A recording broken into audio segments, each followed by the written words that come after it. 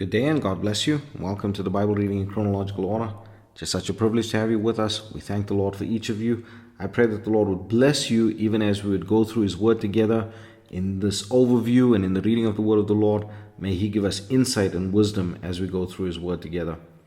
Today we're busy in the book of Haggai, and we're going to be going through the entire book, which is merely 2 chapters, but two amazing and beautiful chapters that really is going to speak to your heart if you haven't gone through this before.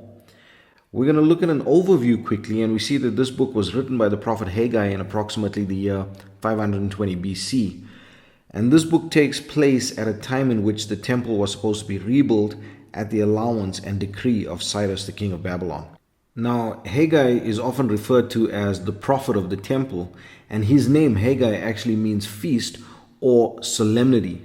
And this is so apt for the message that he brings to the people.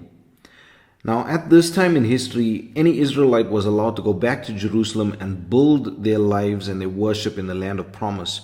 And so many did return to Jerusalem, but many remained in the land of captivity. Now, because this is a 2-chapter book, I'm not going to give the structure or the themes of the book, but rather look at a breakdown or an overview of the individual chapters. So when we get into chapter 1, we see the opening chapter of the book of Haggai is a stern rebuke to the people who have returned to Jerusalem to rebuild the temple and their lives, and have been put off by those who have come to frustrate them in this mission. We read of that in the book of Ezra.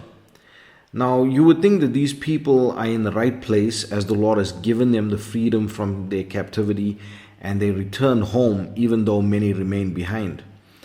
And it is at the right time as well, because the Lord had only proclaimed their captivity for 70 years. So why are they being rebuked? Now, when we read the passage, we can gauge the apathy of the people, and that they were focused on building their own houses and land instead of focusing on the building of the temple. We can actually see a deep parallel in this, in that we often want to revive ourselves and rebuild our lives, but we focus on the carnal first and the spiritual second. The prophet Haggai shows us the folly in this type of thinking. And so he incites them to build the house of the Lord with vigor and renewed zeal, and promises the help of the Lord to his people in everything if they would do this first with their might. But if they continue to focus on their own houses instead of focusing on the building of the temple first, the Lord will continue to reward them with barrenness and drought. And so the people were pricked in their hearts, and they began to work on the house of the Lord. And then we get to chapter 2, in which the prophet encourages the people to work and promises great glory in the temple of the Lord once again. Now, the people were very disheartened because they saw the modesty of this temple in comparison to the temple of Solomon, and it almost demoralized them to think that this was all that they could offer. Now, we shouldn't be deceived into thinking that this was not a grand temple.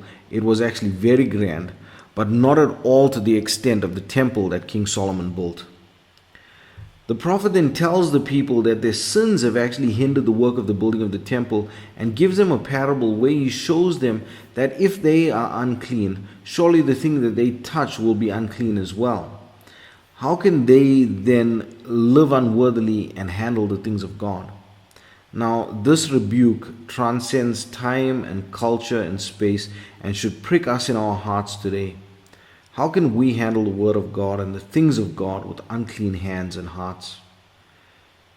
This actually is just such a beautiful parallel, such a beautiful type, but one that should really prick us.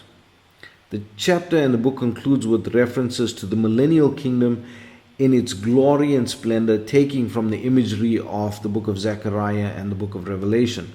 We're going to leave it here for today. I pray that the Lord would bless you and keep you. May his face shine upon you. May he give you peace. God bless you as you enjoy the reading of the word today. Haggai, chapter 1.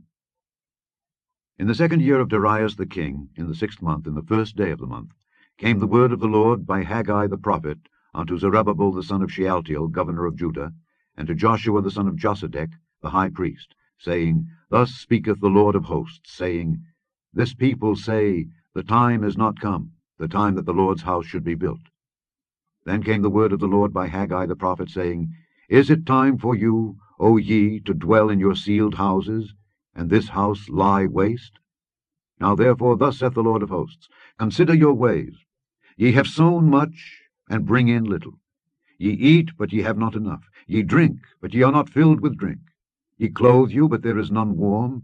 And he that earneth wages to put it into a bag with holes. Thus saith the Lord of hosts, Consider your ways. Go up to the mountain, and bring wood, and build the house. And I will take pleasure in it, and I will be glorified, saith the Lord. Ye looked for much, and lo, it came to little. And when ye brought it home, I did blow upon it. Why, saith the Lord of hosts? Because of mine house that is waste, and ye run every man unto his own house. Therefore the heaven over you is stayed from dew, and the earth is stayed from her fruit. And I called for a drought upon the land, and upon the mountains, and upon the corn, and upon the new wine, and upon the oil, and upon that which the ground bringeth forth, and upon men, and upon cattle, and upon all the labor of the hands. Then Zerubbabel the son of Shealtiel, and Joshua the son of Josedech, the high priest, with all the remnant of the people, obeyed the voice of the Lord their God, and the words of Haggai the prophet, as the Lord their God had sent him. And the people did fear before the Lord. Then spake Haggai the Lord's messenger in the Lord's message unto the people, saying, I am with you, saith the Lord. And the Lord stirred up the spirit of Zerubbabel the son of Shealtiel, governor of Judah, and the spirit of Joshua the son of Josedech, the high priest, and the spirit of all the remnant of the people. And they came and did work in the house of the Lord of hosts their God, in the 24th day of the 6th month, in the 2nd year of Darius the king. Chapter 2.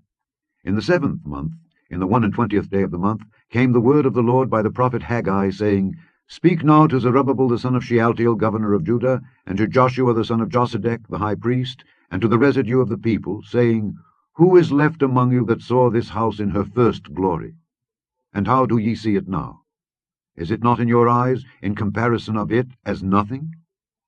Yet now be strong, O Zerubbabel, saith the Lord, and be strong, O Joshua son of Josedech, the high priest, and be strong, all ye people of the land, saith the Lord, and work.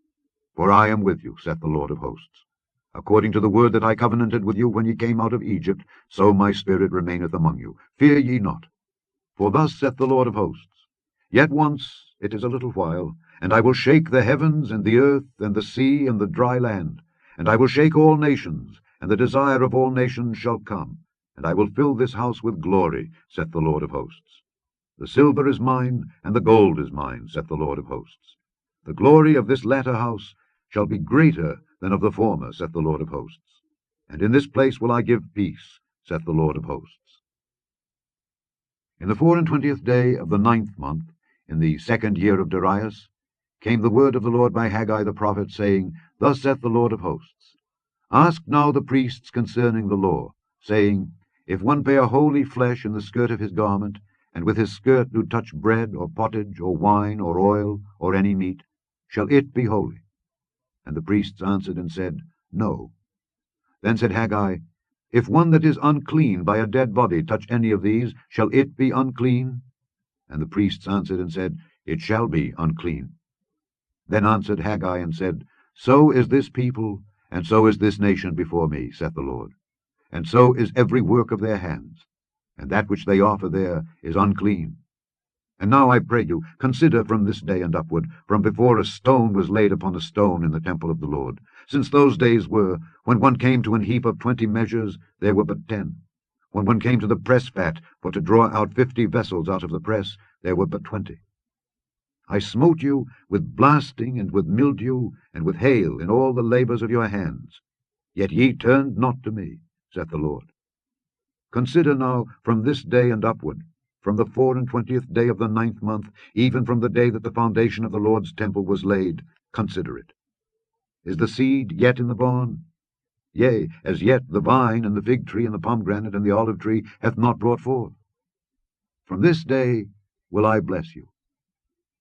And again the word of the Lord came unto Haggai in the 24th day of the month, saying, Speak to Zerubbabel governor of Judah, saying, I will shake the heavens and the earth, and I will overthrow the throne of kingdoms, and I will destroy the strength of the kingdoms of the heathen, and I will overthrow the chariots, and those that ride in them, and the horses and their riders shall come down, every one by the sword of his brother. In that day, saith the Lord of hosts, will I take thee, O Zerubbabel my servant, the son of Shealtiel, saith the Lord, and will make thee as a signet, for I have chosen thee, saith the Lord of hosts.